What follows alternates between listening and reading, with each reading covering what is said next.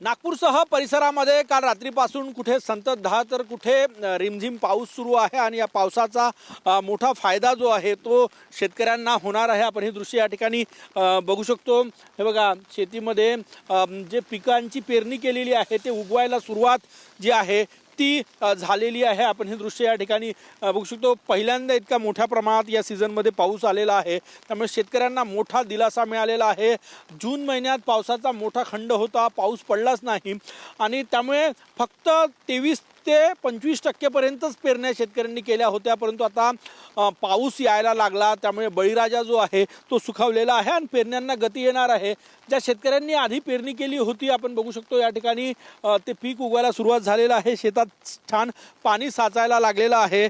शेतकऱ्यांना सुखावणारा हा पाऊस आहे। दादा, काय सांगणार, काय फायदा होतोय पावसाचा? पावसाचा पुष्कळ फायदा आहे। आता आमची जी शेती आहे ते पुष्कळ प्रमाणात चांगली होणार आहे, कारण की पिकांना आता सध्या वाढ होणं चालू झाली आहे। असंच पाणी राहिलं तर पीक आमचं भरपूर प्रमाणात चांगलं होईल आणि आम्हाला पुष्कळ फायदा होईल। पेरण्याच्या राहिलेल्या ज्या पेरण्या आहे ते आता पाऊस पडला आहे तर चालू होऊन जाईल पुन्हा।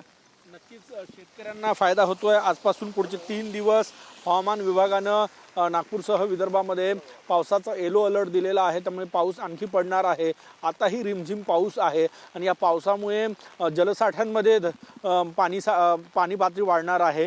दुसरं महत्त्वाचं म्हणजे शेतकऱ्यांना फायदा होणार आहे। कॅमेरामॅन सचिन सयामसह गजानन उमाटे, TV9 मराठी, नागपूर।